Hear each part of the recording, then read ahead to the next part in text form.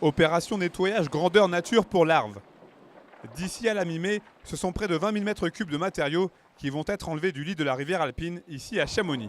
Ce chantier itinérant qui s'étend sur 5 secteurs sur presque 5 km à travers la commune est piloté de front par le syndicat mixte d'aménagement de l'Arve et de ses affluents, le SM3A. Le dernier curage qui a eu lieu de cette nature était en 2010.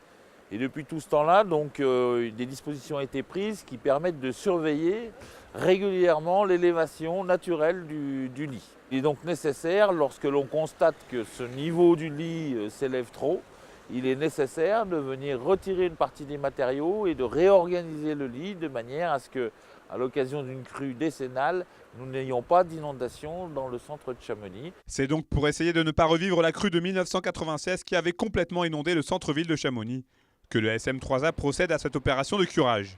L'érosion, la fonte des neiges ou encore les dynamiques torrentielles naturelles accélèrent les dépôts de matériaux granitiques dans l'Arve, ce qui peut rendre les opérations plus difficiles. La principale difficulté, c'est de pouvoir accéder avec des machines dans le lit de l'Arve et de pouvoir curer le cours d'eau sans le perturber de trop, sans trop perturber les milieux.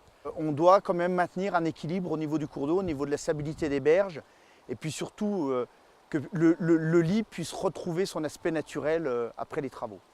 Ces curages sont avant tout préventifs et une crue identique à celle de 1996 n'est pas totalement à exclure. La faute peut être aux récents changements climatiques. La relative faiblesse des précipitations, la température qui s'est rapidement élevée en début de saison, tout ça, ce sont des aléas qui vont générer des crues plus ou moins fortes, plus ou moins grandes. Et on sait que la rivière et la nature restent les plus forts.